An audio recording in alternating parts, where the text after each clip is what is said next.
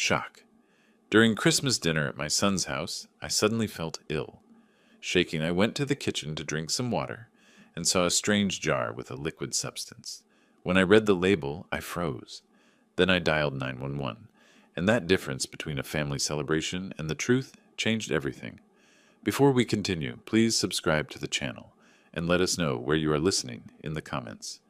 The evening news droned about inflation rates when the telephone's shrill ring sliced through my peaceful living room. I fumbled for my reading glasses, squinting at the caller ID. Wayne. My son never called this late on weeknights. Dad? His voice cracked like a teenager's, though he was 42. I need your help, urgently. The desperation in those words made me sit straighter in my worn leather armchair. The coffee cup beside me had gone cold hours ago, forgotten like everything else when worry takes hold. What happened, son? Silence stretched between us, filled only by his ragged breathing. Through the phone I heard footsteps, fast, anxious pacing across what I imagined was his kitchen floor, 40 minutes away in Royal Oak. I lost money, Dad. A lot of money. His voice dropped to a whisper. $50,000. My hand tightened around the receiver. 50,000. That was more than my entire pension lasted in a year. How did you... Cryptocurrency. The word came out bitter, self-loathing. I thought I was being smart, diversifying our savings. Joanna doesn't even know yet.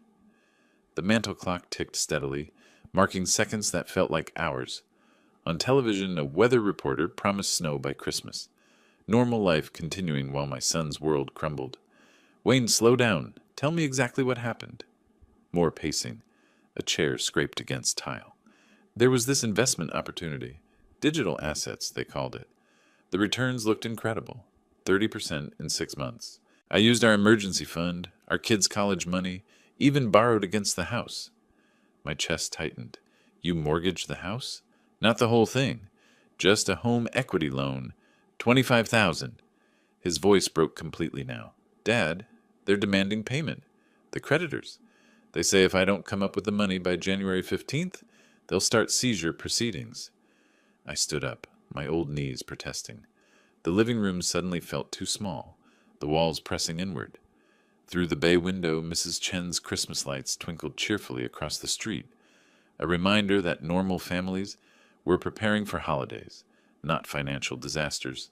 Have you talked to a lawyer? Maybe there are options. I can't afford a lawyer. Wayne's voice rose, panic overtaking embarrassment. I can barely afford groceries. Do you understand what I'm telling you? They could take our house. Joanna and the kids would have nowhere to go. The image hit me like cold water. My daughter-in-law's gentle face, little Lula asking why they had to move, 8-year-old Tommy wondering if it was his fault somehow. Children should never carry their parents' mistakes. There has to be something we can do, I said, more to myself than to Wayne. I have some savings, maybe. Dad, you don't understand. His voice turned sharp, cutting. This isn't a few $100s. This is serious adult money. Life-changing money. The tone stung. When had my son started speaking to me like I was a child? Like my modest pension and careful savings were somehow inadequate. I'm trying to help, Wayne. I know you are. He exhaled shakily. But I need real help. Substantial help. The kind that actually makes a difference. Static crackled through the connection. Outside, a car door slammed. Normal sounds of a normal evening in a normal neighborhood where sons didn't call their fathers begging for rescue from their own stupidity. But Wayne was still my son. And despite everything, the poor choices, the entitlement that sometimes crept into his voice, he was still the little boy who used to help me rake leaves in this same yard, who cried when his goldfish died, who called me his hero. Tell me what you need, I said quietly. The silence that followed lasted too long. Long enough for me to realize that Wayne had been building toward something specific. This entire conversation, the careful revelation of details, the emphasis on the children's welfare, had been leading somewhere particular. Dad?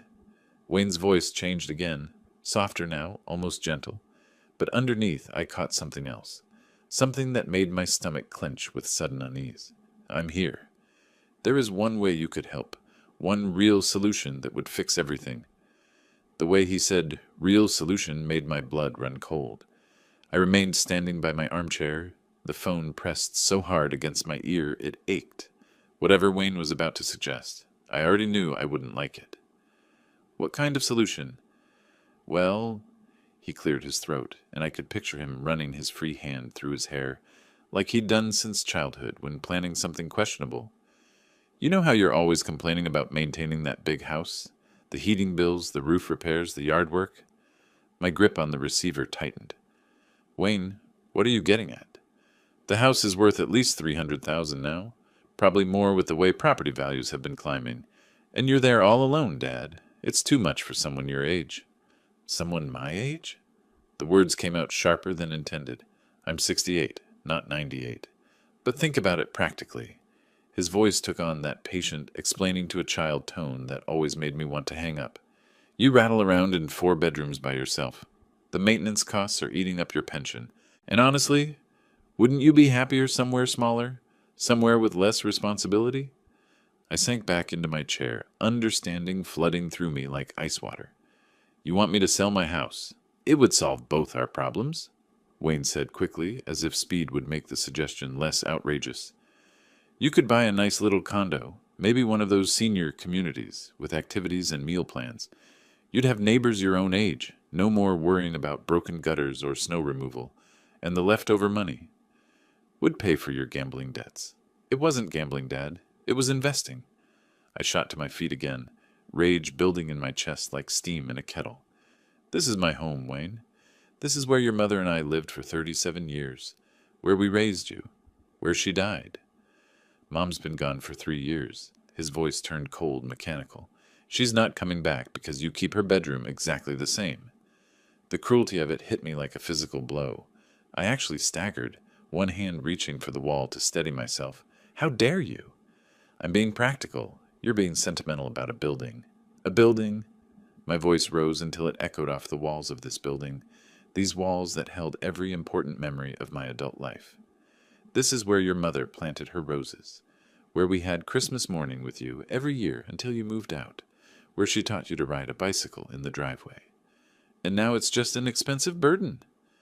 Wayne's patience was wearing thin, his desperation bleeding through the practiced manipulation. Dad, be honest. When's the last time you used the upstairs? When's the last time you entertained anyone in that formal dining room? I thought of Margaret's sewing room, unchanged since the day she died, the way morning light still hit her reading chair by the bedroom window, the kitchen where she'd made my coffee every morning for nearly 4 decades. You don't understand, I said quietly. I understand that you're being selfish. The words hit like a slap. My family is about to lose everything, and you're worried about keeping shrine to the past. A past that's gone, Dad. Mom is gone. Don't you tell me about your mother. She would want you to help us. She would want you to help her grandchildren. But you're so wrapped up in your precious memories that you can't see past your own feelings. My chest burned. The room spun slightly. Wayne's voice continued, relentless now. Think about Lula and Tommy. Think about Joanna. Do they matter less than your empty rooms and photo albums? That's not fair, and you know it. What's not fair is watching my children go homeless, while my father sits in a house worth hundreds of thousands of dollars, too stubborn to make the smart choice. Smart choice, as if selling the home where I'd built my entire life was just another financial transaction, as if Margaret's memory could be packed up and moved to some sterile apartment complex designed for people waiting to die. The answer's no. Silence. Then, what? No, Wayne, I won't sell my house to pay for your mistakes. My mistakes? His voice turned vicious. You mean my attempt to provide better for my family? To give your grandchildren opportunities you never gave me? I gave you everything I could. Everything except the one thing I actually need right now. God, you're exactly like Mom always said. Generous with your advice, stingy with your wallet. The lie was so breathtaking I couldn't speak for a moment. Margaret had never said anything of the sort. She'd been proud of how hard we'd worked, how we'd saved every penny to give Wayne advantages we'd never had. Your mother never... Enjoy your empty house, Dad. Enjoy your precious memories. I hope they keep you warm when you're dying alone in that place. The line went dead. I stood there holding the phone, dial tone buzzing in my ear like an angry wasp. My hands were shaking. My whole body was shaking. Slowly, carefully, I placed the receiver back in its cradle. The silence that followed felt different from the comfortable quiet of my usual evenings. This was hollow, brittle, the kind of silence that follows explosions. I sank back into my chair, but my body wouldn't settle. Every muscle remained tensed, waiting for another blow. Wayne's words echoed in the empty room, dying alone in that place, as if this house, this home, was somehow a prison instead of the sanctuary Margaret and I had created together. I looked around the living room with new eyes, trying to see what Wayne saw. The furniture was old but well maintained. The carpet showed wear patterns from 30 years of daily life. Family photos covered the mantel. Wayne's graduation, his wedding, the kids' school pictures. Was it really just a museum to the past? My feet carried me to the kitchen without conscious thought. Muscle memory, perhaps, or the need to be somewhere Margaret's presence felt strongest. The oak table where we'd eaten breakfast every morning for decades. The window over the sink where she'd stood washing dishes, humming off-key show tunes. The phone rang again and my heart lurched. Wayne calling back to apologize. But the caller ID showed Frank Dawson's number. "Roger, you sound terrible. What's wrong?" Frank lived 3 houses down. Had been my friend since before Margaret got sick. We'd worked together at Ford for 15 years before retiring, within months of each other. If anyone would understand, it would be Frank. "Wayne called," I said, and somehow those 2 words contained everything. "Ah, let me guess. He needs money." "How did you—" "Roger, I've known that boy since he was stealing apples from my tree at age 7. He's always been impulsive. What's he gotten himself into this time?" I told Frank everything. The cryptocurrency disaster, the threatened foreclosure, the house. When I reached Wayne's final words about dying alone, Frank made a disgusted noise. "That little manipulator, using your grandkids as emotional leverage, then attacking you when it doesn't work." "But what if he's right?" The question had been gnawing at me since I hung up. Maybe I am being selfish. Maybe— "Stop right there." Frank's voice turned sharp. "You raised that boy, put him through college, helped him with his down payment when he bought that house. You don't owe him your home because he made stupid choices with his money. But the children have parents who should have thought about them before risking their college funds on get-rich-quick schemes. This isn't your fault, Roger."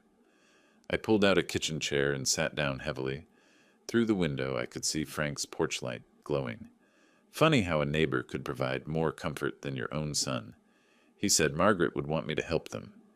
Margaret would want you to help if you could, but she'd also want you to keep your dignity and your home. She'd be furious at Wayne for even asking. The truth of that hit deep. Margaret had loved Wayne fiercely, but she'd never tolerated manipulation or emotional blackmail. She would have seen through his tactics immediately. "What should I do, Frank?" "Nothing. At least not tonight. Don't make any decisions while you're angry and hurt. Wayne will probably call back tomorrow, either to apologize or to try a different approach. Give yourself time to think clearly." After we hung up, I sat in the kitchen for a long time. The refrigerator hummed. The furnace kicked on. Normal house sounds that had been my companions for 40 years. I thought about Wayne's suggestion, a senior community with activities and meal plans. The idea made my skin crawl. Organized fun with people I didn't know, eating cafeteria food, living in a box designed for convenience rather than comfort. Then I thought about Christmas morning 3 weeks away. For the past 3 years since Margaret died, Wayne's family had come here. Lula and Tommy opening presents under the tree in the living room.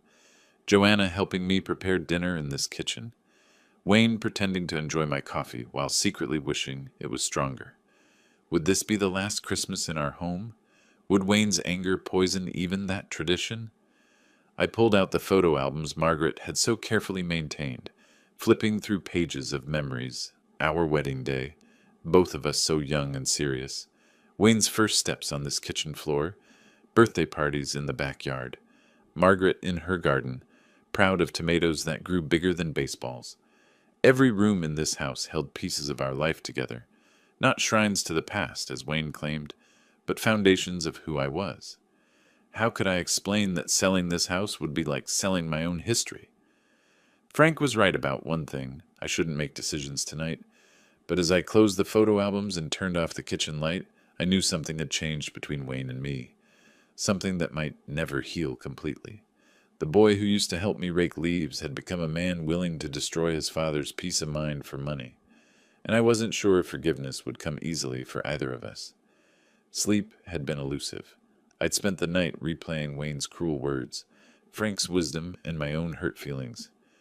By 10 o'clock the next morning, I sat in my familiar armchair with my third cup of coffee, staring at the phone like it might provide answers. The bank statements I'd pulled from my desk drawer lay scattered across the coffee table. $15,000 in savings. My monthly pension of $2,800. Not much by Wayne's standards, but honest money earned through 40 years of engineering work. Maybe I'd been too hasty. Maybe there was still room for compromise. I picked up the receiver, dialed Wayne's number before I could lose courage. The phone rang twice before he answered. "Dad?" He sounded distracted, maybe eating breakfast. "Wayne!" I cleared my throat, chose my words carefully. "I've been thinking about our conversation last night. Maybe we got off on the wrong foot." A pause. Background noise. Joanna asking about something, Wayne shushing her. "Look, I can't give you $50,000, I continued, but I checked my savings. I have $15,000 available. It's not much, but it's something." The silence stretched long enough that I wondered if we'd been disconnected. 15,000? Wayne's voice carried that same dismissive tone from yesterday. "Dad, that's not even close to what I need." "I know it's not the full amount, but it would help with the immediate pressure. Maybe buy you time to work out a payment plan with the creditors." "Payment plan?" Wayne laughed, but there was no humor in it. "These aren't credit card companies, Dad.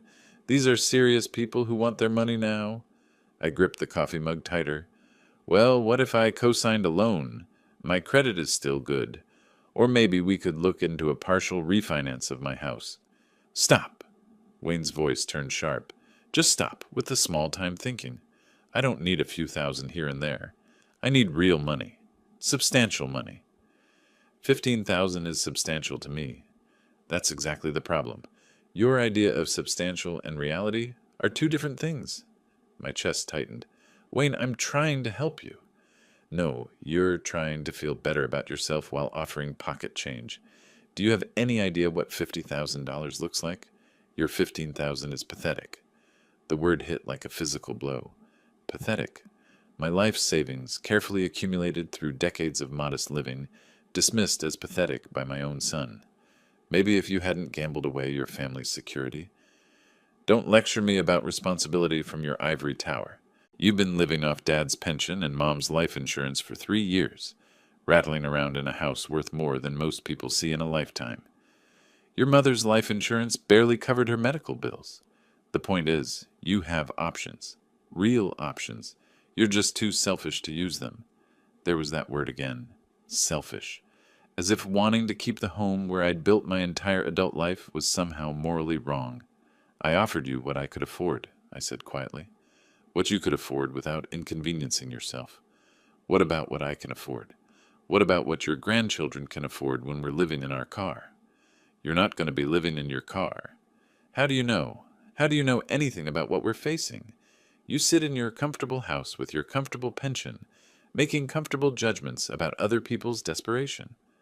I stood up, paced to the kitchen window. Outside, winter morning light made everything look stark and cold. "Wayne, please, let's talk about this calmly." "I am calm.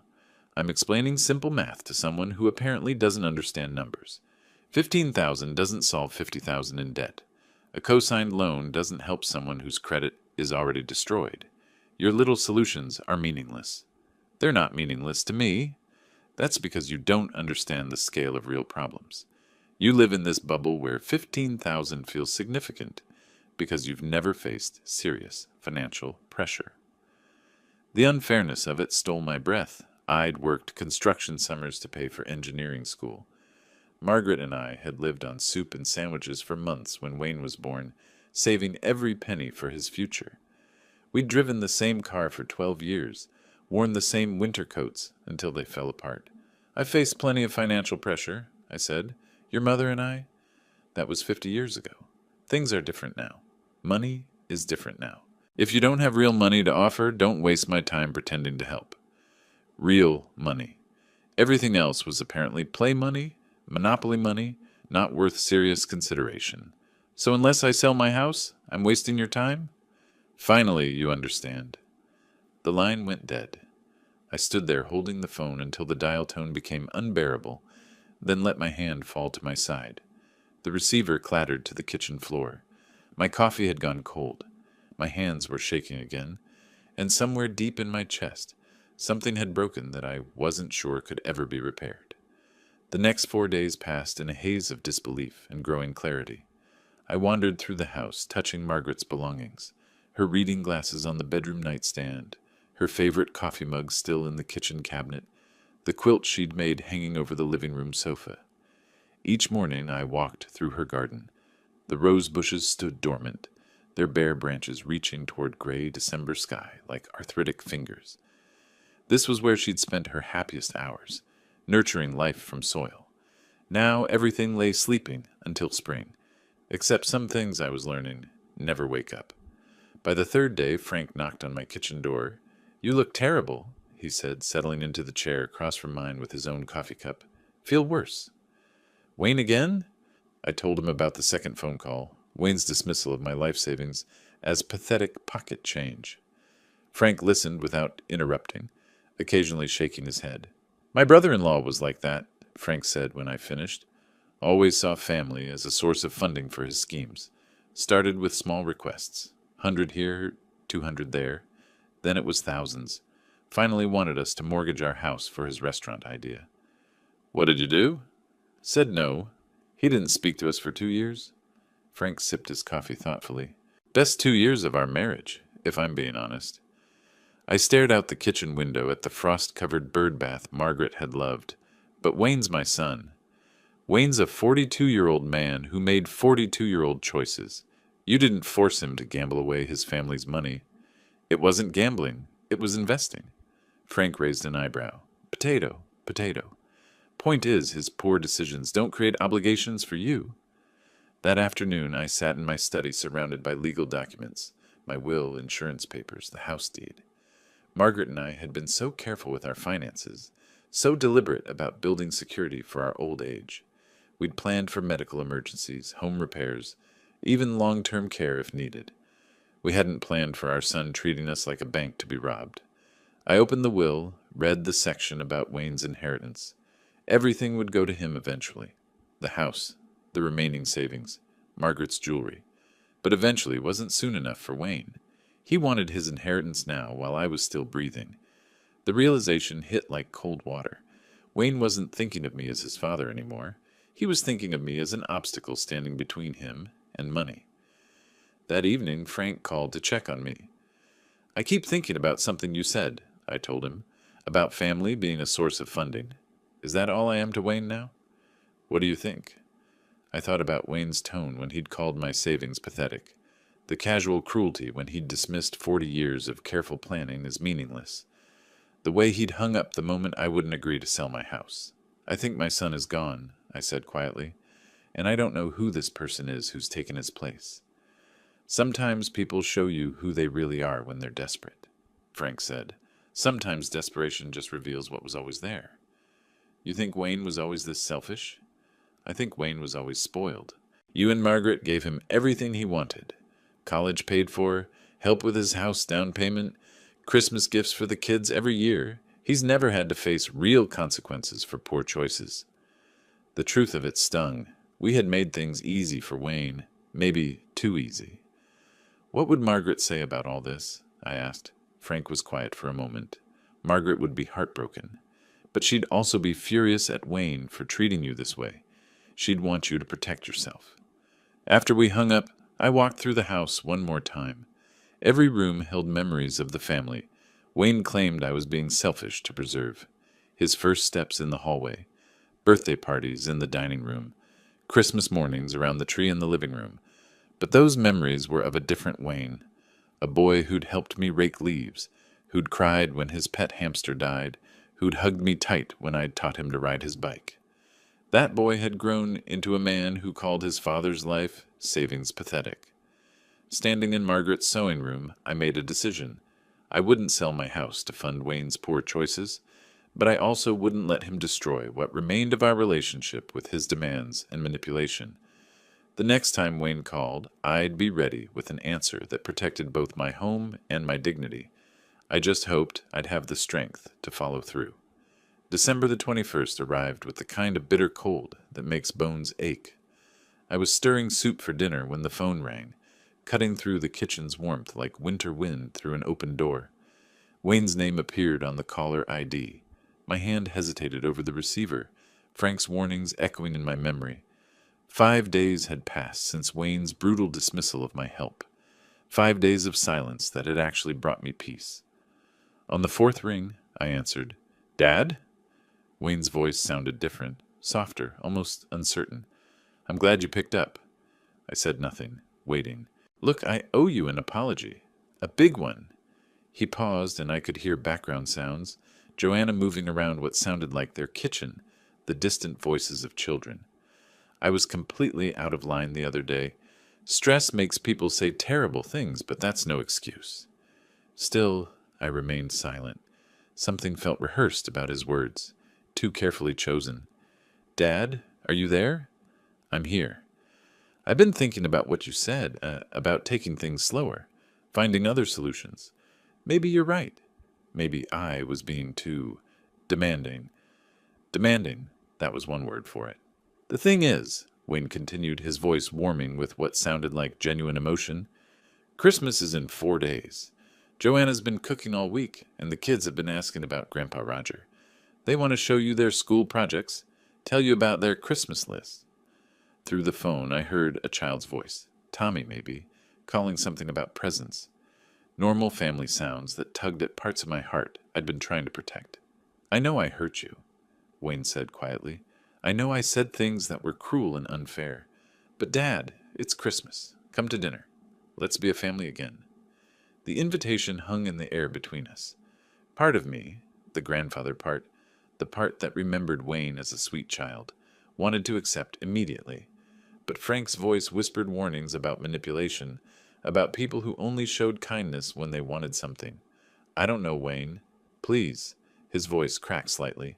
"The kids have been asking why Grandpa can't come. What am I supposed to tell them?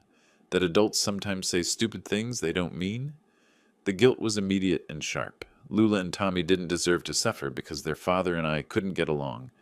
They were innocent in all this, just children who wanted their grandfather at Christmas dinner.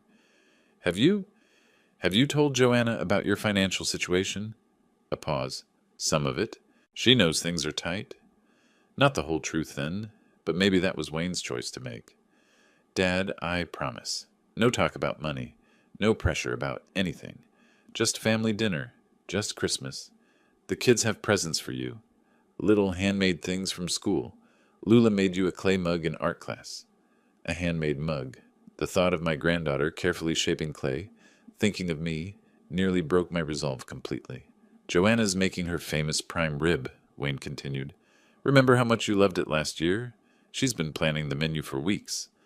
I could picture it, the warm kitchen, children's laughter, the comfortable chaos of family gathering.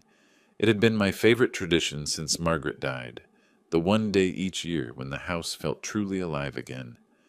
"I won't take no for an answer," Wayne said, but his tone was playful now, like he used to use when asking for later bedtimes or extra allowance. "The kids would never forgive me if Grandpa missed Christmas." Behind his voice, I heard Joanna call something about setting the table. Heard one of the children ask if Grandpa was coming. Normal family sounds from normal family people. Maybe I was being too suspicious.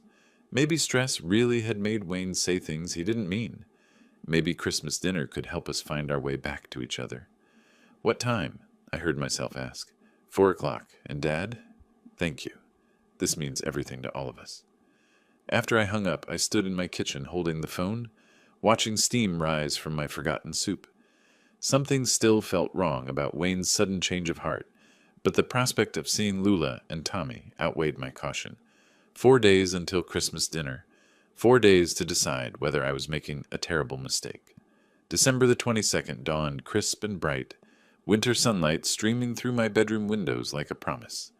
For the first time in days, I woke without that familiar knot in my stomach. Wayne's apology had felt genuine, and the prospect of seeing Lula and Tommy filled me with anticipation I hadn't felt since Margaret died. While making coffee, I found myself humming one of her favorite Christmas carols. The melody felt rusty in my throat, but right somehow. I pulled out my kitchen calendar, circled December 24th with a red pen, then stood back to admire it, like a child marking countdown to Christmas morning. The toy store downtown buzzed with last-minute shoppers. I wandered the aisles carefully, studying age recommendations and educational value the way Margaret had taught me. For Lula, I selected a chemistry set designed for young scientists. She'd always been curious about how things worked. Tommy got a model airplane kit, something we could build together if he visited again. At the checkout counter, the saleswoman smiled. Lucky grandchildren. I hope so, I said, meaning it more than she could know. That evening, Frank appeared at my kitchen door without calling first. His face carried the kind of concern usually reserved for doctor visits. "You're making a mistake," he said, settling into his usual chair.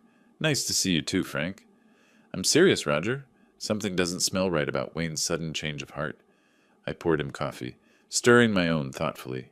"People can change. Stress makes us say things we don't mean. Stress reveals who we really are." Frank leaned forward, elbows on my kitchen table. "Think about the timing. He calls you pathetic, hangs up on you, ignores you for 5 days, then suddenly remembers he loves you. Maybe he talked to Joanna. Maybe she made him realize how cruel he'd been. Or maybe he realized insulting you wasn't getting him what he wanted. The words stung because part of me wondered the same thing. But the alternative, believing my son was irredeemably selfish, hurt too much to accept.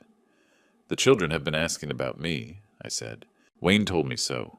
Frank's expression softened slightly. "I know you miss them, but manipulative people use whatever leverage works, even innocent children." After Frank left, I spent the evening in my study, looking through photo albums again. Pictures of Wayne's childhood, birthday parties where he'd seemed genuinely happy to share cake with friends, Christmas mornings where his face had lit up at seeing what we'd sacrificed to buy him. That sweet boy had to still exist somewhere inside the angry man who'd called my life savings pathetic. December 23rd, I tackled Margaret's apple pie recipe. Her handwriting covered the yellowed index card in precise blue ink. Measurements, timing notes, temperature reminders accumulated over decades of practice. My hands shook slightly as I measured flour, remembering how she'd guided my fingers the first time I'd tried to help. The kitchen filled with scents of cinnamon and nutmeg, transforming the house into something that felt alive again. For 3 hours, I existed in a bubble where Margaret might walk through the door any moment, complaining about my messy technique, while secretly pleased I was trying. When the pie emerged golden and perfect, I nearly wept. That evening, I wrapped presents at the kitchen table with the same methodical care Margaret had always shown. Sharp corners, precisely measured ribbon, gift tags written in my neatest handwriting. Lula and Tommy deserved that attention to detail, deserved to feel special. My phone rang while I was tying the final bow. "How are the preparations going, Dad?" Wayne sounded genuinely interested. "Good. I made your mother's apple pie. The kids will love that. They've been asking about Grandpa's cooking all week." The warmth in his voice melted the last of my resistance. This was my son, the boy who'd helped me in the garden, who'd cried at his mother's funeral, who'd once told me I was his hero. "I'm looking forward to tomorrow," I said. "We all are. 4 o'clock sharp. And Dad, thank you for giving us another chance." After hanging up, I laid out my clothes for Christmas Eve. The red sweater Margaret had knitted my last Christmas, pressed slacks, the tie Wayne had given me for Father's Day 2 years ago. Everything had to be perfect. Standing in my bedroom, I caught my reflection in Margaret's vanity mirror, an old man preparing to spend Christmas with his family, hope and nervousness warring in his expression. Frank's warnings echoed in my memory, but I pushed them aside. Some risks were worth taking, especially when innocent children were involved. Tomorrow, I'd find out whether my son had truly changed, or whether Frank's suspicions were justified. Christmas Eve arrived gray and cold, but my spirits remained bright as I loaded wrapped gifts into my car. The 40-minute drive to Wayne's townhouse passed quickly, filled with mental rehearsals of conversations with my grandchildren and careful navigation through unfamiliar suburban streets. Wayne's neighborhood looked picture perfect, matching mailboxes, manicured lawns, Christmas lights twinkling from every roofline. His townhouse sat at the end of a cul-de-sac, decorated with wreaths and garland that Joanna had probably spent days arranging. I gathered the gifts from my back seat, taking a deep breath of winter air before walking to the front door. Through the frosted glass, I could see movement, hear children's voices raised in excitement. Wayne opened the door before I could knock, his face breaking into what looked like genuine joy. "Dad!" Perfect timing. He pulled me into a firm hug that felt real, not performed. "The kids have been watching for your car for an hour." Before I could respond, Lula appeared at Wayne's side, dark hair flying as she threw herself at my legs. "Grandpa, we missed you so much." Tommy materialized seconds later, slightly more reserved but grinning widely. "Did you bring the magic tricks? Mom said you might remember some." The warmth that flooded my chest was pure and uncomplicated. These children loved me without agenda, without calculations about money or property. Their affection was the most honest thing I'd experienced in months. "Let's see what Santa brought for you two," I said, hefting the gift bags. The living room blazed with Christmas cheer, a 7-foot tree heavy with ornaments, stockings hanging from the mantel, soft jazz playing from hidden speakers. Joanna emerged from the kitchen wearing an apron dusted with flour, her smile warm but somehow strained. "Roger, so wonderful to see you." Her hug felt tentative, and she avoided prolonged eye contact. "Dinner's almost ready. Prime rib, just like you love." "Smells incredible." I handed her Margaret's apple pie. "Thought this might go well with dinner?" Her eyes brightened with what looked like genuine pleasure. "The children will be thrilled. They've been asking about Grandma Margaret's recipes." Gift opening became a joyful chaos. Lula squealed over the chemistry set, immediately opening boxes to examine test tubes and color tablets. Tommy studied the airplane kit with serious concentration, tracing wing designs with one finger. "Can we build it together, Grandpa?" "Absolutely. Next visit, we'll make it fly." Wayne watched these interactions with apparent satisfaction, playing the proud father perfectly. He helped Tommy organize airplane pieces, praised Lula's scientific enthusiasm, took pictures of every moment with his phone. "Family photo time," he announced, positioning everyone around the tree. "This might be our best Christmas yet." Standing with my arm around Wayne's shoulders, Lula and Tommy pressed against my sides. I felt something I hadn't experienced since Margaret died, complete belonging. Whatever doubts Frank had planted seemed foolish now. This was my family, flawed but real, and we were together. Dinner preparation moved everyone toward the dining room, where Joanna had created a magazine-worthy table setting. White linens, gold-rimmed china, candles reflecting off crystal glasses filled with deep red wine. The prime rib sat at the head of the table like a centerpiece, surrounded by roasted vegetables and Yorkshire pudding. "This is beautiful, Joanna," I said, settling into my assigned seat. She bustled around the table, making final adjustments to place settings with nervous energy. "Just want everything perfect for Christmas." Wayne took his position at the head of the table, raising his wine glass with ceremonial gravity. "Before we eat, I want to make a toast." His voice carried the weight of significance. "To family, to forgiveness, to second chances and the people who matter most."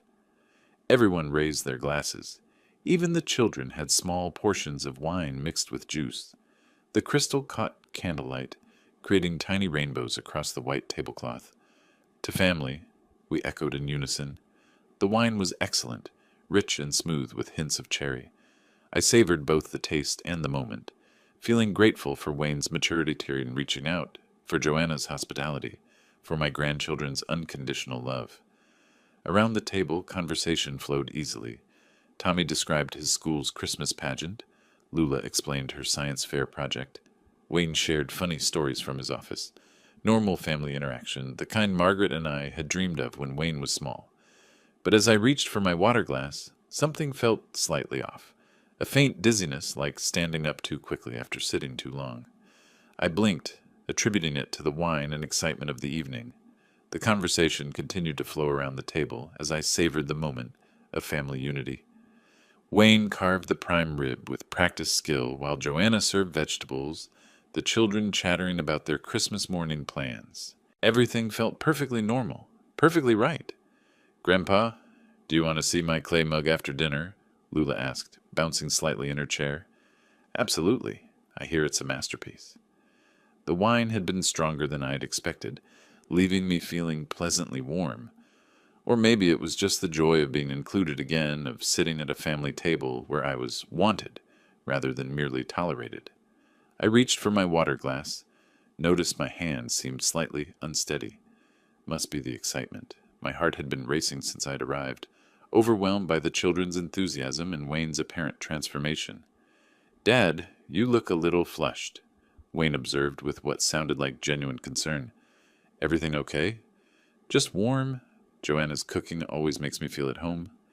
But as I spoke, something twisted uncomfortably in my stomach, a sharp cramp that made me shift in my chair. The sensation passed quickly, and I dismissed it as overindulgence. The rich food, the wine, the emotional intensity of reconciliation.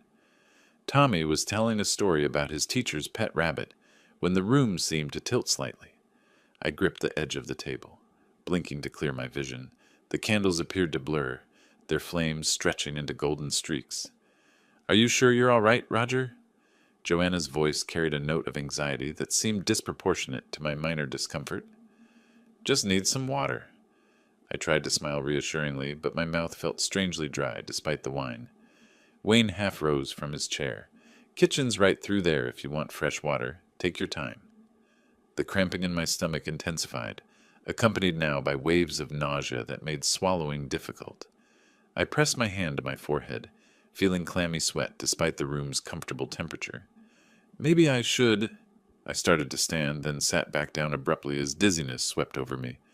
The dining room spun lazily, faces around the table becoming soft and unfocused. "Grandpa?" Lula's voice sounded far away, though she sat directly across from me. "You don't look good." "Should we call someone?" Joanna asked quietly, her hands twisting her napkin into tight spirals. Wayne's voice remained calm, helpful. "Dad, why don't you step into the kitchen? Maybe splash some cold water on your face? The excitement of tonight might be overwhelming." I nodded, not trusting my voice. The nausea was building steadily, my stomach clenching with increasing frequency. Standing required conscious effort. My legs felt disconnected from my body, responding sluggishly to mental commands. "Sorry," I managed to say. "Don't want to ruin Christmas dinner."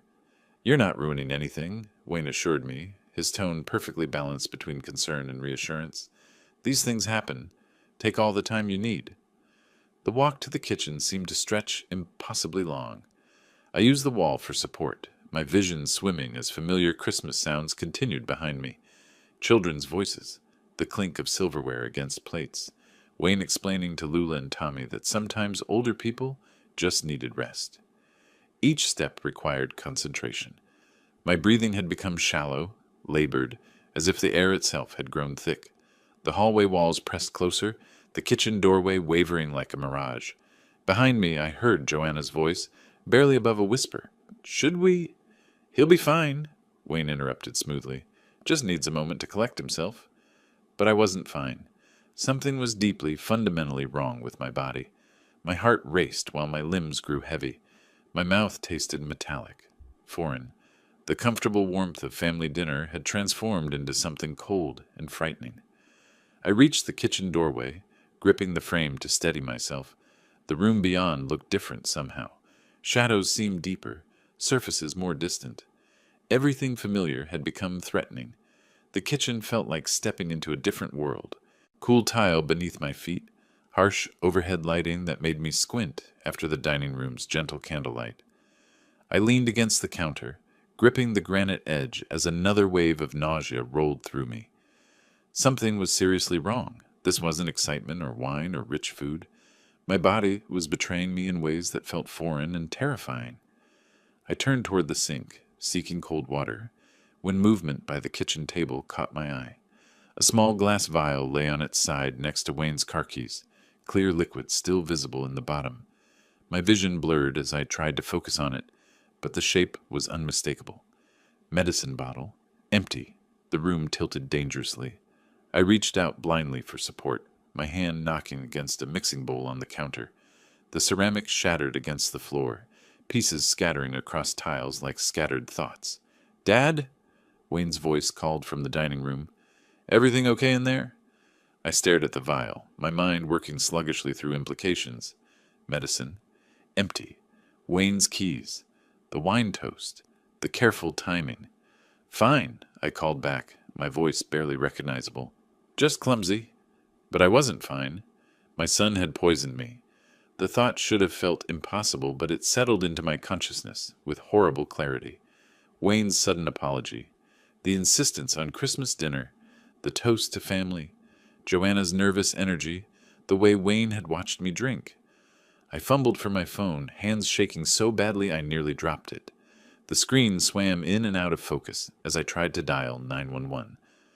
My fingers wouldn't cooperate, hitting wrong numbers, sliding off the smooth surface. "Need some help?" Wayne's voice came from directly behind me. I spun around, nearly falling as vertigo swept through me. He stood in the kitchen doorway, no longer wearing the mask of concerned son. His expression was calm, calculating, almost curious, as he watched me struggle. "You did this." The words came out slurred, thick. "You poisoned me?" Wayne stepped into the kitchen, closing the door quietly behind him. "Smart man. Even dying, you figure things out." "Why?" I backed against the counter, phone still clutched uselessly in my trembling hand. "Because you're selfish. Because you'd rather die in that ridiculous house than help your own family. Because you chose memories over your son's future." The coldness in his voice was worse than the poison coursing through my system.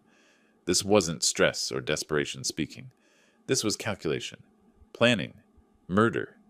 The children will inherit everything once you're gone, and I'm your only surviving family member. They'll never want for anything again. I tried to press 911 on my phone, but Wayne moved faster than my weakened reflexes could manage. He plucked the device from my hands, sliding it across the counter and out of reach. "That won't be necessary. You're having a heart attack brought on by the excitement of Christmas dinner. Very sad. Very believable for a man your age." "Joanna knows." The words felt thick as paste in my mouth. "Joanna will say whatever I tell her to say. She's good at following directions when our children's welfare is at stake." My legs gave out. I slid down the cabinet doors until I was sitting on the cold tile floor, back pressed against wood that felt like my only anchor to reality. The kitchen spun slowly around me, Wayne standing in the center like the eye of a hurricane. "This didn't have to happen," he said conversationally. "You could have sold the house voluntarily. Could have helped your family when we needed it. Instead, you chose to be stubborn. I worked 40 years for that house." My voice was barely a whisper now. "And now it's mine. Along with your savings, your pension, everything. Funny how death simplifies property law." The vial on the table came into sharper focus as my vision narrowed. Something clear, odorless, tasteless. Something that would mimic a heart attack in an elderly man. "What did you give me?" Wayne glanced at his watch. "Does it matter? You'll be unconscious in about 10 minutes. Dead in 30. The coroner will find an old man who pushed himself too hard during an emotional evening." 10 minutes. I had 10 minutes to either save myself or stop Wayne from destroying other lives. My phone lay 8 feet away across a kitchen that might as well have been 8 miles. "Lula and Tommy?" I gasped. "They love me. They'll get over it. Children are resilient. Besides, they'll be too busy enjoying their inheritance to mourn for long."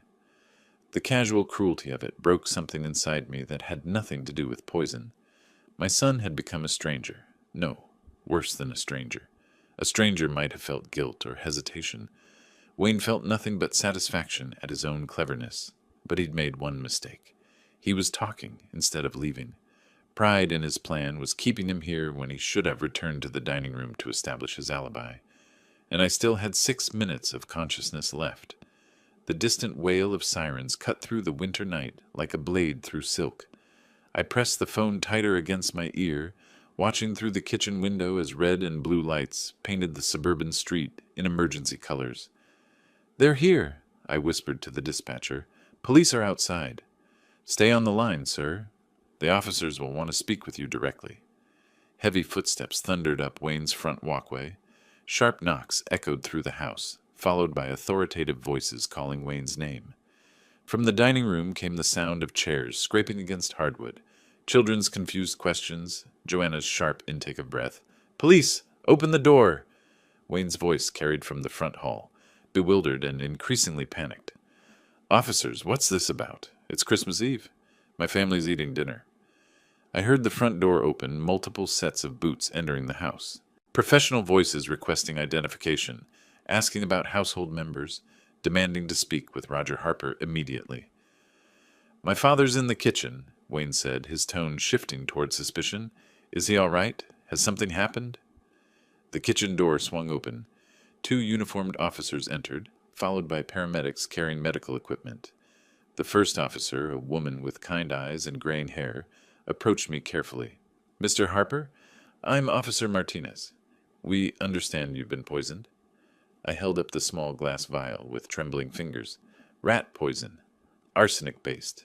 I found it hidden among the spice jars after drinking wine that made me sick." Officer Martinez took the bottle with gloved hands, studying the label through an evidence bag.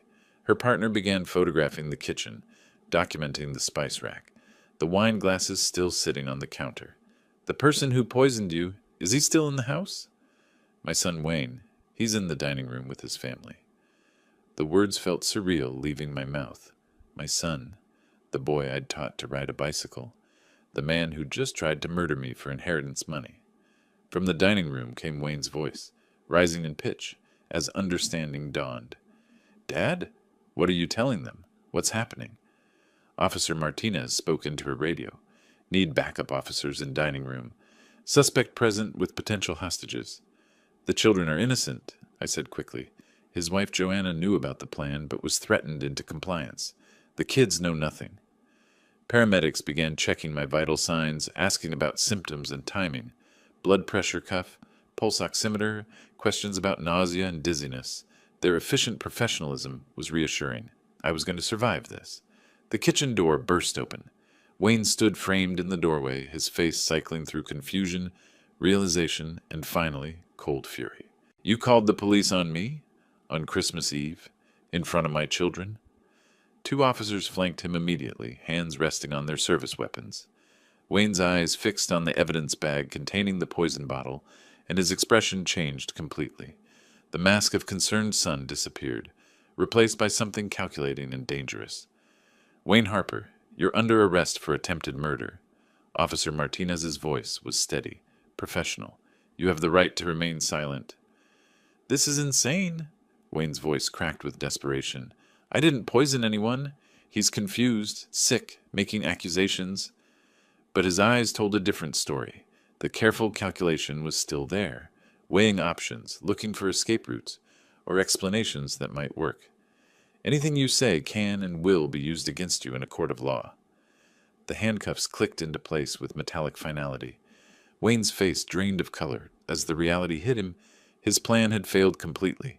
Not only was I alive, but I'd found evidence that would send him to prison. From the dining room came the sound of children crying, Joanna's voice trying to comfort them through her own sobs, Lula calling for her daddy, Tommy asking why the police were being mean to everyone. "The children," I said to Officer Martinez, "they shouldn't see this. Social services is en route. We'll make sure they're protected." Wayne was led through the kitchen toward the front door, his head down, shoulders slumped in defeat. As he passed my chair, he looked up one final time. "I hope you're satisfied," he said quietly. "You've destroyed your own family." "No, Wayne. You did that when you decided money was worth more than love."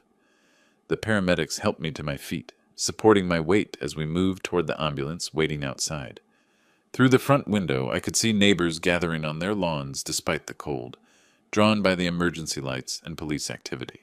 Christmas Eve in suburban Detroit had become a crime scene. As they loaded me into the ambulance, I caught a glimpse of Joanna holding both children, all 3 of them crying, as a social worker approached with gentle words and official papers. The family Wayne had claimed to be protecting was now shattered completely by his actions. The ambulance doors closed, cutting off the sight of flashing lights and broken dreams. February brought the kind of crisp Michigan morning that made everything feel possible again. I stood in my kitchen making coffee the way Margaret had taught me 40 years ago, watching Frank navigate my icy driveway with his usual careful determination.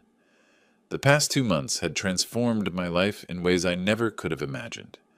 Wayne's trial had lasted only 3 days. The evidence was overwhelming, his plan too obvious, his motive too clear. 15 years for attempted murder, with no possibility of parole for the first decade. "Morning, survivor," Frank said, stamping snow off his boots at my back door. "How are you feeling?" "Grateful." The word came easier now than it had in January, when grief and betrayal had made simple breathing difficult. "Coffee's fresh." We'd developed new routines since my release from the hospital. Frank's daily visits, shared meals, quiet conversations about everything except Wayne's current location in state prison. Some wounds needed time to heal properly. The doorbell rang at precisely 9 o'clock. Joanna stood on my front porch with Lula and Tommy, their weekend bags packed for another stay with their grandfather. The divorce proceedings had been swift. No one wanted to remain married to an attempted murderer, but Joanna's financial situation remained precarious. "Mr. Harper," she said, her voice still carrying shame even 3 months later. "Thank you again for this. I know you don't have to—" "They're my grandchildren," I interrupted gently. "This is their home, too." Lula and Tommy rushed past their mother, familiar now with the weekend routine. Homework at the kitchen table, afternoon projects in the garage, evening stories by the fireplace, normal grandparent activities that felt revolutionary after everything we'd survived. "Did you finish the airplane, Grandpa?" Tommy asked, already heading toward the workbench where our model sat in various stages of completion. "Waiting for you to attach the wings. Can't have a proper first flight without the chief engineer present." While the children settled in, Joanna and I reviewed the legal paperwork that had become part of our new reality. The educational trust for Lula and Tommy was fully funded now. College tuition, graduate school if they chose, money for books and living expenses. Wayne's attempt to steal their future had instead secured it completely. "The charity distributions are going well," I told her, showing bank statements that detailed monthly payments to veterans organizations, the local hospital, community programs that helped families in crisis. Margaret would have approved. "What about Wayne?" Joanna asked quietly. "Do you ever think about visiting him?" I considered the question while watching Tommy carefully align airplane wings, his small face serious with concentration. "I think about the boy he used to be. I mourn that child. But the man who tried to poison me for money? That person is a stranger." Frank nodded approvingly from his chair by the window. "Forgiveness doesn't require stupidity." "The children ask about their father sometimes," Joanna continued. "I don't know what to tell them. Tell them he made bad choices and has to face consequences. Tell them those choices don't define them or limit their futures. Tell them their grandfather loves them."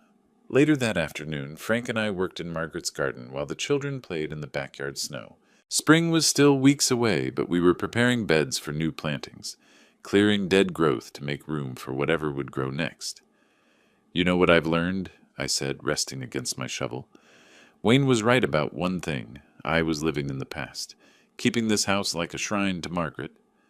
Frank looked up from the rose bush he was pruning. "And now?" "Now it's a home again, full of children's laughter and family dinners and people who choose to be here because they love each other, not because they want something." Through the kitchen window, I could see Lula and Tommy at the table, working on homework with the same focused intensity I remembered from Wayne's childhood. But unlike their father, they would grow up understanding the difference between love and manipulation, between family loyalty and financial obligation. "Will you change your will again?" Frank asked us. "Leave them the house?" "Eventually, when they're old enough to understand what it represents. Not money or property, but the choice to build something lasting, something worth protecting."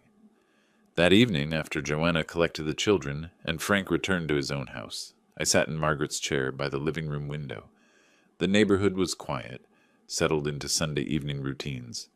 Normal families in normal houses, probably dealing with normal problems that didn't involve poison or attempted murder.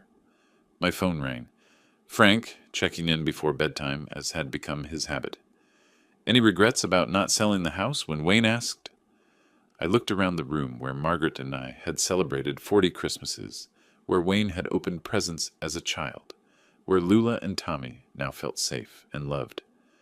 "None whatsoever," I said. "This house has good bones. It survived one person trying to destroy it from the inside. It'll outlast whatever comes next." After we hung up, I made one final cup of coffee and stepped onto the back porch. Winter air sharp in my lungs, stars visible through bare tree branches. Somewhere in a prison cell 2 hours away, Wayne was learning that some consequences last longer than others. But here, in the home he'd tried to steal, life continued. Children would grow up safely. Money would help people instead of corrupting them. Love would be freely given rather than strategically withheld. Justice, I discovered, wasn't just about punishment. It was about protection. It was about making sure the good things survived, while the toxic things were contained where they couldn't spread. Margaret would have understood completely. If you like this story, please like this video, subscribe to the channel, and share your impressions of this story in the comments. To listen to the next story, click on the box on the left. Thank you for watching.